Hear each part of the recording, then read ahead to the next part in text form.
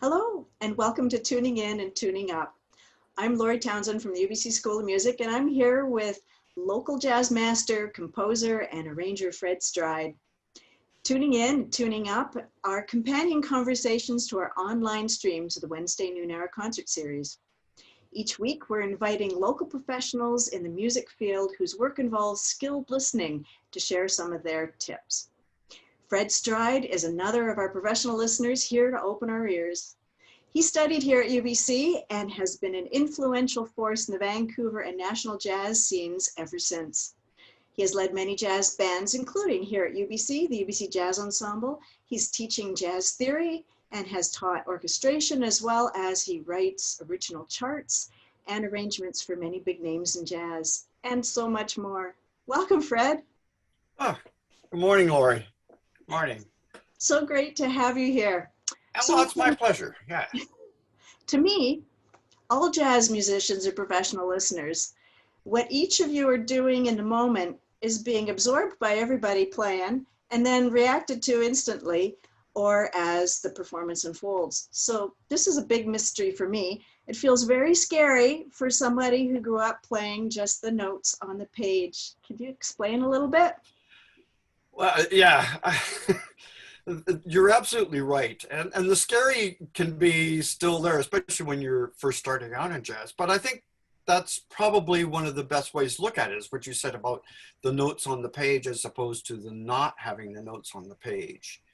In jazz, we train and study like classical musicians. We learn our instruments inside and out. We learn harmony, melody, rhythm. We learn a repertoire in terms of songs. And when you get to a certain point of learning repertoire, like the Great American Songbook or certain jazz standards like Duke Ellington tunes or Charlie Parker, you become more and more conversant, provided you're doing all the other kind of stuff, that you are able to play music on the fly. And it's like when you are creating anything, even if you're writing it on a piece of paper, the reactions that you might get or might perceive you might get can be very scary.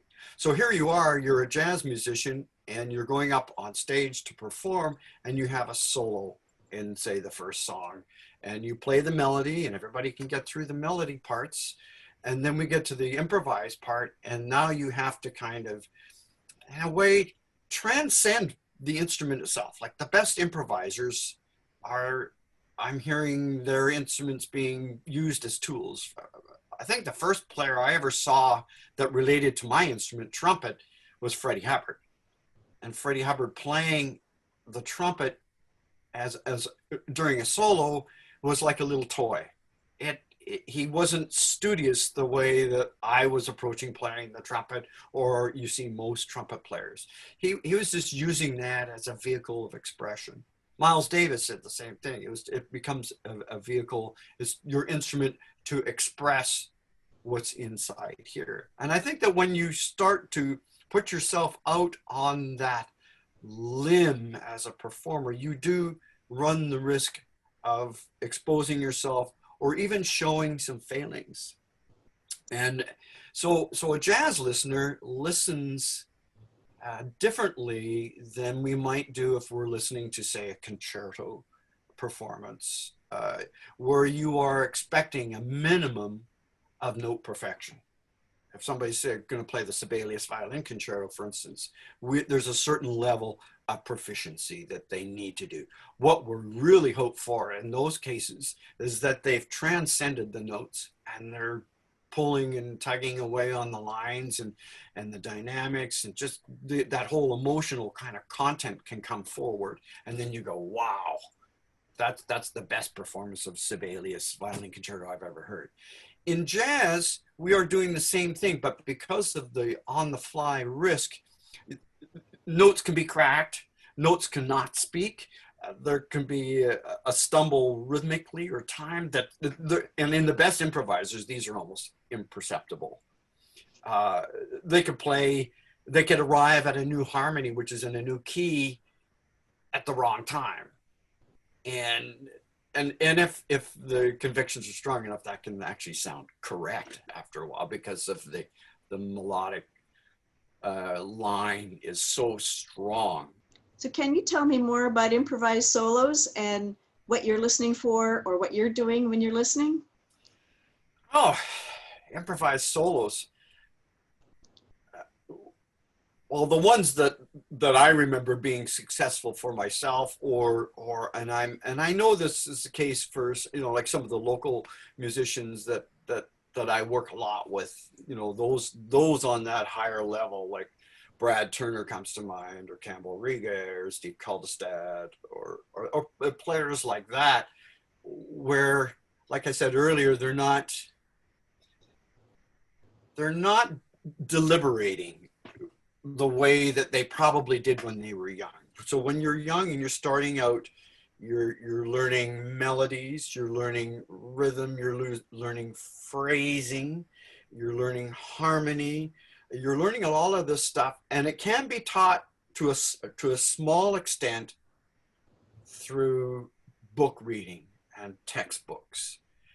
But I think any good jazz musician will tell you that the main way you start to absorb that and have it become part of your musical vocabulary is through listening. And all good musicians spend a lot of time, but I've noticed that jazz musicians spend an inordinate amount of time. All the famous jazz musicians that we've had come to UBC, Phil Woods comes to mind a number of years ago, where he talked about how much he listens and how much he plays along with the recordings. And I did that a lot when I was a kid in my teens, and playing along with those. And I realized that a lot of that is instilling in me what this music should feel like. But what happens when you start to get all of that stuff, and we go back to some of those like Brad and some of those great players, and John Stetch would be certainly in this category as well, is that they're responding to the things that are happening here. They're a musical imagination. It's so above the playing of the instrument. I mean, they're playing it, but they're actually playing the sounds they hear, and they spent so much time on all of this or this or this or even this that the creative thing kind of kicks in and almost takes over. And I know that those successful times for me as an improviser, and it's been a long time since I played jazz trumpet. I stopped playing my horn a long time ago. But those moments when I felt, because you know when you've been able to, you were successful at what you were hearing coming out the end of the horn. You know that went well. And it's like, I wouldn't say it's out of body, but that's a bit much. But the trumpet just became something else. That sounds like the music grabbing you when you're playing. So when you're listening, what grabs you when you're listening to someone else playing? Well, I think that there are constants, and I think various layers that you can go with. Like a constant would be with classical music would be sound. That a sound that is being created from the players. The difference between a classical sound and a jazz sound is a classical sound has a certain standard. Like if you want to be an orchestral trumpet player, you have to kind of move yourself in that particular sound, and you can't deviate out of it. You can't personalize that. Whereas in jazz, that personalized sound becomes part of that. And that as a first thing can grab you. How they move from note to note for us in like swing eighth notes can be another way that grabs you.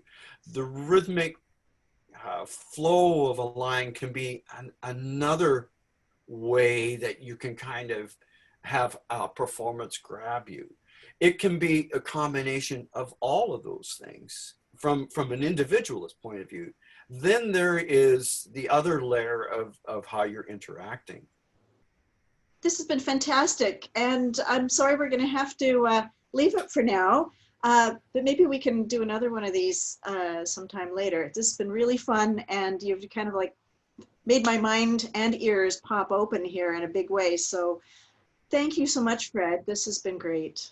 I'm happy to oblige, and anytime, I love to talk about music. I love to play it most of all, but I don't mind talking about it. So Oh, this has been great. Thank you. So, and to everybody who's been listening, thank you for tuning in, and hope this is going to influence the next time you hear some music. And till next time.